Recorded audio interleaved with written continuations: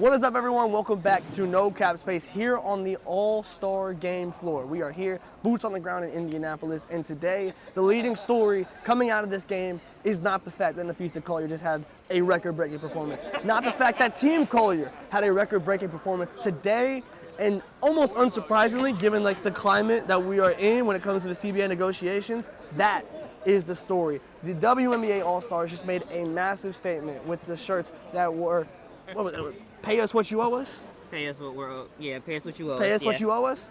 It comes off, it rolls off the tongue kind of nice. They're already selling the shirts. Wait, where are they selling them at? I don't know, at WNBPA.com. I don't know, man. They don't sponsor us.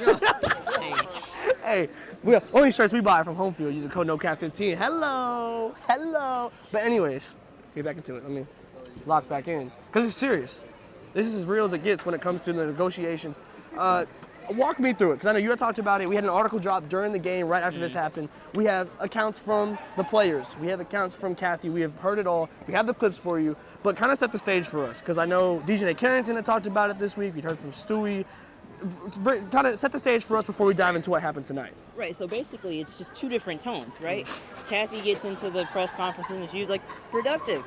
Whereas we're hearing quotes from players and it was like, trash, did not like, would not recommend, garbage. Yeah. And it's like, there's a disconnect. So I think the most, and I referenced this in like 5 Out last week, like the powers that be are going to try and uphold their status quo, like capitalism. You don't get me on the capitalism rant. You've been itching for it this whole weekend. You've been itching for it. Yeah. So it's like, the capitalists are going to capitalist, Yeah. and it's the workers' job to like press the issue. Yep. So, the reason Kathy is saying like, everything is going fine is because they're doing what they feel like they're supposed to do. Right. And I think the most powerful statement came from NECA. We got to see her in an interview, and she kind of explained like where they're coming from in terms of how they want the revenue share. And so now that kind of sets the tone on why there's such a discrepancy between what the players are saying and how Kathy feels things are going. Yeah. And it gave some clarity and some insight into that. And then, we did get to hear a pretty consistent message from the player press conferences. Yeah. So we have all those, because I think before we show you these clips, I think that there's one other thing that we heard that was kind of I wouldn't say surprising, but an interesting factor is the fans. The fans chanting, pay them, as Kathy is talking at the end of this game. That probably wasn't that was a surprise to the players. They're like, we'll show you these clips right now. We're here from NECA, the WNBPA president, Kelsey Plum, Nafisa Collier. We have the best clips, the most important clips.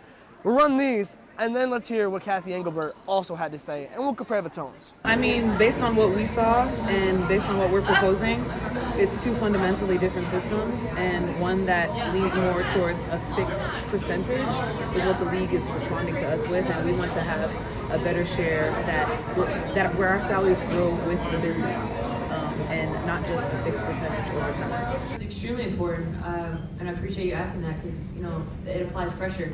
And even those chants tonight, the signs, I think it just shows that, obviously as players we're united, but the fans are united in what they believe that we're seeking. And that's extremely important because that pressure can put, a lot of good things on the table for us.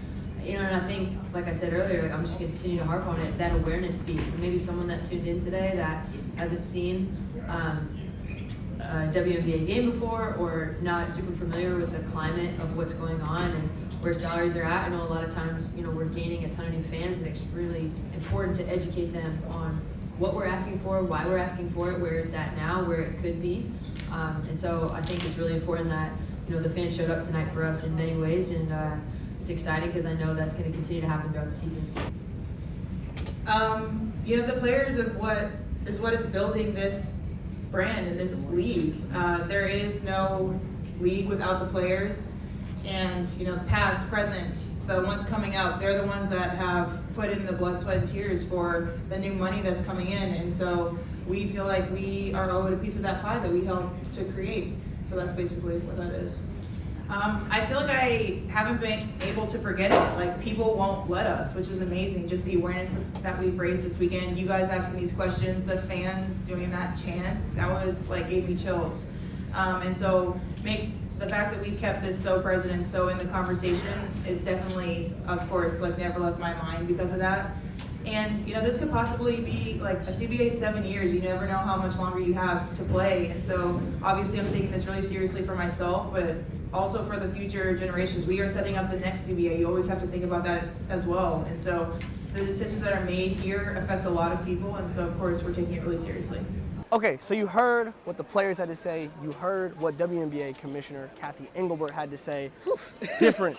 I mean, like we heard from Stewie also, like about the CBA meeting that did occur this week, and I think the clear and obvious feeling was like, what the hell was the point of that? She said like 45 minutes of the meeting were spent on just introductions because you had like 40 players in there and whoever the WNBA had in on their side. But ultimately, there was a sense of like, what was the point? Why did we have that meeting? And then it became from Kathy's side.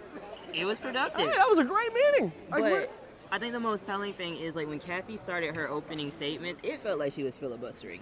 Like, dude, she went on for 7 minutes. 7 minutes. She was just, some of the stuff I was just like, all right, you just chatting now. So for her, the more filler, the less time we have to actually like have some tough conversations and answer hard questions. So like, yeah, it was productive for me because I got out of it. Yeah. Because again, powers that be, upholding status quo. Yeah.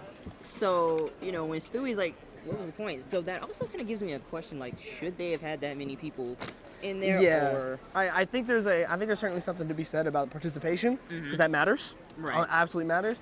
But and this is the outside looking in of like assuming when we're talking about all the introductions, it's literally them going player by player and. Because I'd have been like, no, you know like, who I am. Yeah, you come on, like we. Come on. Look at my jersey. Yeah, we do this. know. Yeah, they should have just worn the jerseys, Yeah, honestly. like, hello? Yeah, like we can put name tags on, we could do something. I think the other big takeaway here is that, because, I mean, we had kind of mentioned with Dejanay Carrington, but like, she was like, yeah, we'll go to a lockout. Yeah, she Yeah, said that was fine. On Angel's podcast. Yeah. Like, might. I mean, it's not out of the realm of possibility. And, It's like, but then we heard from Kathy, and she was asked to kind of asked to commit to that October date of when this deadline is arriving, and she wasn't, not in a sense of nervousness or anything about like entering a lockout, but she was like, yeah, the last time we had a CBA, it was in January. Like, you know, like it went to January. So even if it goes past October, there doesn't seem to be a real sense of concern from Kathy, at least in the way that she showed in the press conference. To me, though, there's an important factor here that I think, and I'm sure it's being concerned internally, but that's different from last time, is Unrivaled here. There's a whole lot more ease to be like, you know what?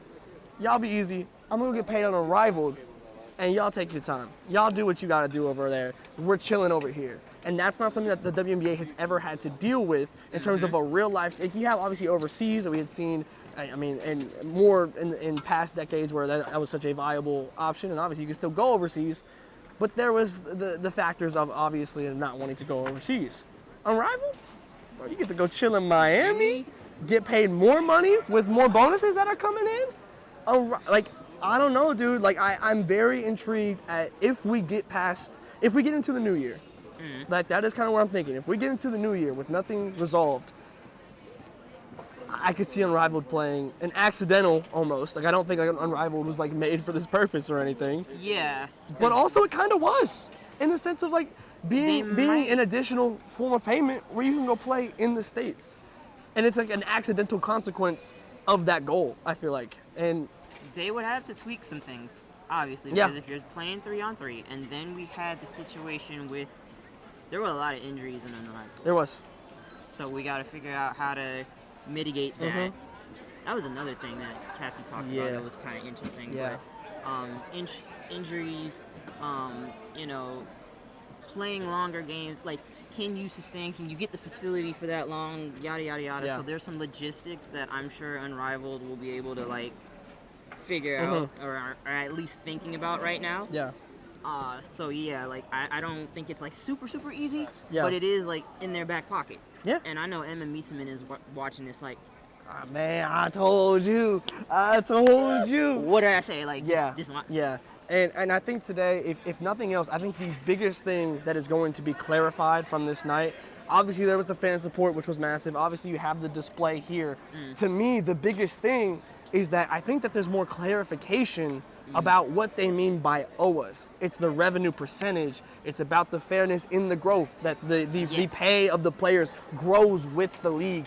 Those are the type of things that I feel like are seemingly, and kind of from what we heard from NECA and whatnot, the most contested parts of this, where it's like the WNBA has one pay structure that they're trying to give and the players have a completely different one, and that seems to be the most highly contested point from what we gathered here this week. And obviously things can change, other things can become important more than others, but where we stand right now, the biggest thing is clear is that the players are not satisfied by the conversations, and whether it was Kathy just trying to downplay it or if she meant it wholeheartedly, she's chilling with the way that this is going so far, and feels like it is headed in the right direction.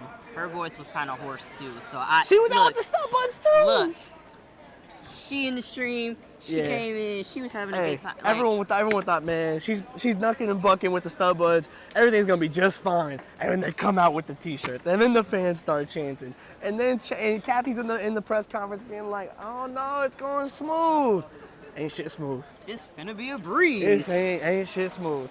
But I mean, look, it is the clearest of days that the two parties involved in this CBA negotiation have completely different tones right now. And seeing how that develops, and especially now with the momentum that the players have, how can they carry that on? That's something that they were asked about a lot. And it's like, honestly, like, it's tough. Like, this is the time to build momentum, and I think they did a phenomenal job of that. But it's so easy, like, not easy, but in terms of compared to a regular season, because everyone's all in one place. It's easier to organize. Like, you're not in the heat of a season. All-Star is the place to do this. All-Star was the place to start this. How do the players continue it? That is the question that comes next. And how do the tones shift between the players and the WNBA?